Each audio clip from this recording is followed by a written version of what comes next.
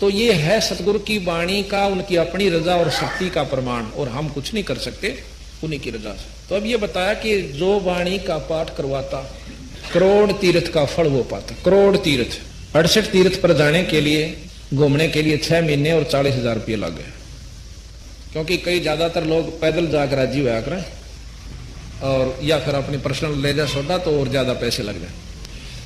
और उनका फल बता दिया कि घर में एक कबीर अपने साधु को, संत को रोटी खवा दे, 68 तीर्थ का फल मिल जाए। और यहाँ बिराना कितने संत खा के जिसका पाठ हो सके।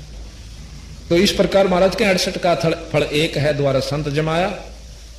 तो करोड़ तीर्थ का फल वो पाता, सुख सागर में हरदम नाता, वो आत्मा मलमल धोआ, फिर उनका सुख हो जैसे। जो काम कदे भी नहीं सया करते वो फटाफट होने शुरू हो जाते हैं। अब ये वर्णन ये हमारे भगत सेवक जी बता सकते हैं जनाब को कि हमारे पास क्या क्या सुख हुआ, कितना कितना हमें आनंद आया। फिर बताया कि 500 यज्ञ वाणी में चलती है। अब एक बार ये वो जोत जग रही है, उसको ध्यान से लीजिए। एक वहां धूप है, वो बक्सा सा हटा दियो थोड़ा ओरेशन, वो धूप दिख जाए, वो टंगी हुई से एक दिन भगत कृष्ण ठीक है, तो वो देखियो आप। तो ये सामने आप देखोगे महाराज की अखंड वाणी जब होती है, एक देसी घी की जोत जगाई जाती है। ये आप सामने देख रहे हो, एक कुंभ, लाल वस्त्र है, वस्त्र चाहे किसाए हो, लाल हो चाहे पीड़ा, इससे कोई फर्क नहीं पड़ता, ढकन खातर हो से यू ढक रखा है। और इसके ऊपर एक कच्चा नारियल रखा हुआ है। इस मटके के अंदर हम पानी भरते हैं, आम नलके का, जैसे यहीं से भरा था ये। और इस मटके के पानी को, जल को, एक तरफ तो गंगा जल भर कर दर दियो शीशी में, और एक तरफ ये पूरा पाठ में पाछा इस जल को भर कर दर देना। आप देखना कि कौन सा जल खराब होता है, और जहां आपको कोई ऐसी कोई परेशानी हो तो इस जल को घूंट पी कर देखना, एक तुरंत फैसला देता है। अर्थात बंदी छोड़ की वाणी में वो शक्ति इसको अमृत बना देता है, इस जल को। और ये जो है सामने जोत जग रही है, देसी घी की अखंड जोत 48 घंटे चलती है। उधर देखिएगा वो धूप जग रही है, जो धागे से लपेट के वो सामने कोने में आ जाएगी थोड़ी बहुत, उसको देखो, वो धूप जग रही है। ये 48 घंटे अखंड चलती रहती है, और मंत्र पाठी पढ़ते रहते हैं सतगुरु की वाणी का। आपको उस दिन भी बताया था कि वाणी यानी शब्द शक्ति, चाहे संस्कृत में हो, चाहे हिंदी में हो, चाहे लोकल भाषा में, अपनी मातृभाषा में, किसी में भी संत बोल दे उसका उतना असर होया करे। अब जैसे आपको बताया कि कोई मंत्री या मुख्यमंत्री या राजा ने कह दे, हिंदी अपनी हिंदी ना आती, अनपढ़ भी राजा होया करते, और वो कह देते जाओ भाई फलाने का काम कर दो, तो उसने संस्कृत बोलने की आवश्यकता नहीं, वो काम हो जाया करता। उसकी शब्द में शक्ति है, ना कि भाषा में। भाषा में शक्ति शब्द से बनी, उसमें शक्ति है, वह उस भाषा के माध्यम से वहां आई। तो यहां महाराज कहते हैं कि गरीबदास महाराज अनंत कोट ब्रह्मांड के परमात्मा है, और इनकी जो शक्ति है अपनी भाषा के माध्यम से प्रवचन जो हो रहे हैं, ये अपना मंत्रों का काम करती है। ये 48 घंटे अखंड चलते रहते हैं। तो इस प्रकार बताया कि 500 यज्ञ वाणी में चलती। धर्म यज्ञ आपने देखा होगा, प्रसाद बांटा जाता है, भोजन खिलाया जाता है, कोई भी खील का, हलवे का, जैसा कि 1.25 किलो घी का प्रतिदिन कड़ा बनाया जाता है, हलवा बनाया जाता है और बांटा जाता है। और यहाँ पर बड़ा समागम है, इसमें कई किलो घी का बनता है। और हमारे धाम छुड़ानी के अंदर तो 15-15, 20-20, 25-25 टीन देसी घी के हलवे तैयार होते हैं, और देसी घी में ही वहां सारा कार्य होता है। रोटी भी, सब्जी भी, तड़का भी, जलेबी भी, लाडू भी, सब कुछ देसी घी से होते हैं। तो बंदी छोड़ महाराज में इतनी शक्ति है कि वो इतना सुख दे देते हैं कि चाहे घी की नदी बहा लो, पर हो उस पर पूरी सच्ची लगन। तो इस प्रकार धर्म हुआ यज्ञ के, जैसे कोई भी यहाँ बंदी छोड़ के दरबार में आता है तो उसको रोटी तय, चाह तय, पानी तय, बिस्कुट तय, हलवे तय, प्रसाद तय, खील तय जरूर दिया जाता है। इसको धर्म यज्ञ कहते हैं, इसको भंडारा भी कहते हैं। दूसरा है ध्यान। जितनी देर आप यहाँ आओगे परमात्मा के बारे में आपको जानकारी दी जाएगी, आपकी लगन लगेगी और ईश्वर में आपका ध्यान लगेगा। धर्म, ध्यान, हवन आपने देखा कि देसी घी की जोत और वो धूप जग रही है मंत्र सतगुरु की वाणी की, ये हवन यज्ञ हुई। धर्म, ध्यान, हवन की ज्योति जलती, और परिणाम जैसे हम आकर लंबी दंडौत करते हैं बंदी छोड़ के नाम दरबार साहब के सामने, अपने गुरुजनों के, संतों के सामने, इसको परिणाम यज्ञ कहते हैं। और ज्ञान जैसा कि सत्संग में आपको 7 दिन का ये समागम मिला सतगुरु की वाणी के बारे में जानकारी का, तो ये ज्ञान यज्ञ कहते हैं, जिसको जो अखंड चलती रहती है। अब सत्संग के बाद भी आप बैठोगे आपस में भक्तों के साथ, तो ईश्वर की चर्चा ही चलेगी। उस अध्याय में ये लिखा हुआ है, फलाने भक्त के ऐसी सुविधा हुई, उसने ऐसे दर्शन हुए, उसको ये दिखा, ये भी ईश्वर की चर्चा ही चलती रहेगी। तो ये 5 यज्ञ सतगुरु की वाणी के अखंड पाठ में हो जाती है। फिर कह तीनों ताप वाणी से कट जावे। 3 ताप जो होते हैं ये सबसे खतरनाक है, दैहिक, दैविक और आध्यात्मिक।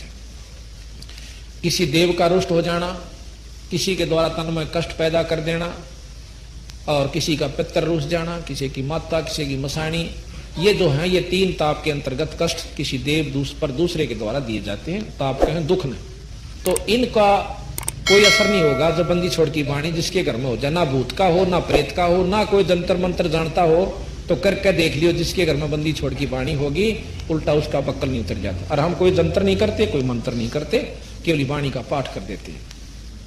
तो हम ज्यादा दुखी जो से 3 ताप की वजह से।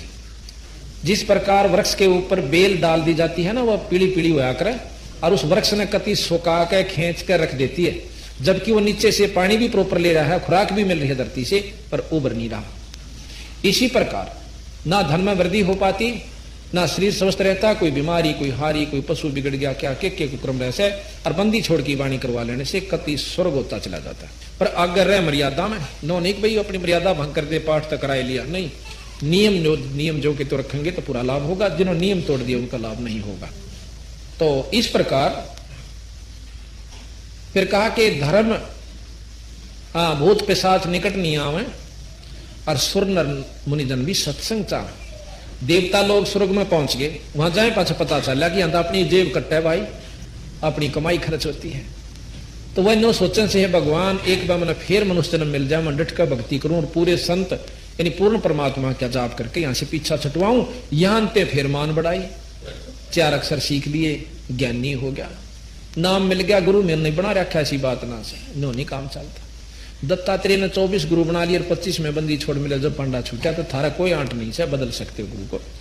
अगर हमारे से भी कोई उपलब्धि नहीं होती, आपने कोई अच्छा और मिलता है तो बेशक उनसे उपदेश ले लीजिए। तो फिर बताया कि झगड़ा चोरी आग लग जावे, और नशे बीमारी में धन बहुत नशा है। भाग्यवान तो धर्म में लावे, वो बीज धर्म का वो है, पेड़ धर्म का वो है। अब झगड़ा हो जा, मुकदमाओं के को करके खुश होया कर आप पला हो जाएगा।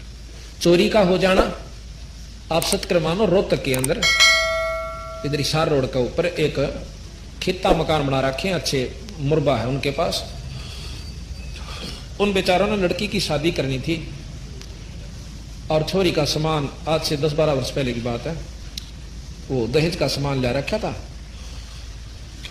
और मकान के नीचे रख दिया, निचले हिस्से में आप ऊपर रहा करते, और खेतों में उसकी पछीत लग गई थी, यानी पिछला हिस्सा था मकान का।